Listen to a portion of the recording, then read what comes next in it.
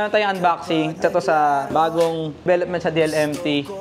So in order sa China, nagpapagawa tayo ng bagong zipper para sa ating mga polo shirt na ginagawa. Yung unang ginagamit natin ay galing sa Divisoria. Bumibili tayo doon ng mga ready-made na zipper. Ito ay pina-customize ko para DLMT.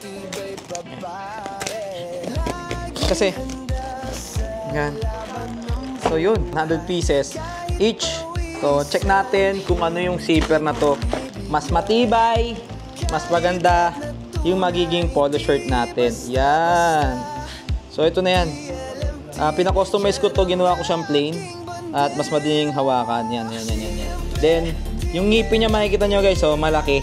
Hindi na dun sa usual na ginagamit natin na madaling masira. So ito, yung durability niya, asahan natin na mas matibay. Ito ko lang sa inyo guys yung pagkakaiba ng dating ginagamit natin na zipper.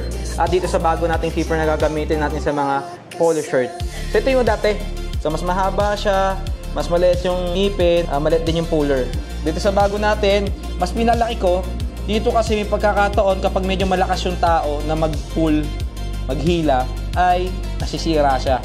Talagang in-upgrade natin tong zipper natin sa polo shirt kasi lately, ang dami talaga nagpapagawa ng polo shirt dito sa DLMT. So, naisipan ko mas i-upgrade pa para mas pagkatiwalaan pa tayo dito sa DLMT. Sa mga nagpapagawa ng polo shirt, so mas maganda na yung polo shirt natin ngayon. So, magpagawa na kayo ulit. Let's go!